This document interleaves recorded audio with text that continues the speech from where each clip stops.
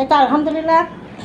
দেখেন মুবাশশিরার দাদা রোজার মাসে শুধু নদীর মাছ খেতে চায়, এই জন্য আবার আজকেও রামগুলশা ট্যাংরা অনেকগুলো মাছ নিয়ে আসছে, নদীর মাছ। এগুলো কাটতে কাটতে তো ইফতারের সময় হয়ে যাবে।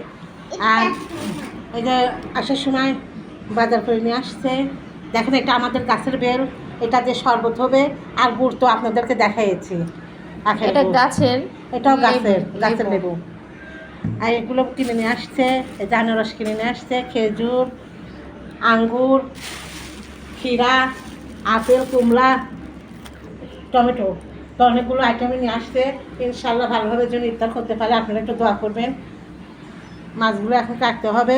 দেখেন আমার দুই নাতনি মুবাশশিরা, নুসাইবা মাছগুলো নিয়ে খেলা করছে। কাটা আছে কিন্তু বুবু, মাছে কাটা আছে। বটি আনিয়ে দিই তোমার। আসসালামু আলাইকুম। আলহামদুলিল্লাহ, আল্লাহ রহমে মাহে রমজানের প্রথম ইফতারটা করব, তো আপনাদেরকে দেখাচ্ছি।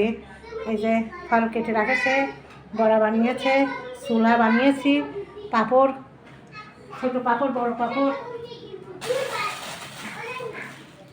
তারপর শরবত, বেলের শরবত।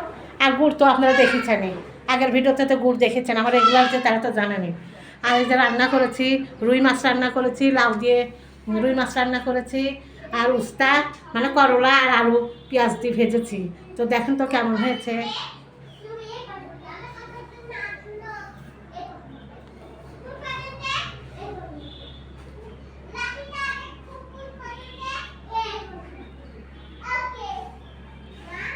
মাছ বোনাটা অনেক সুন্দর কালার আছে।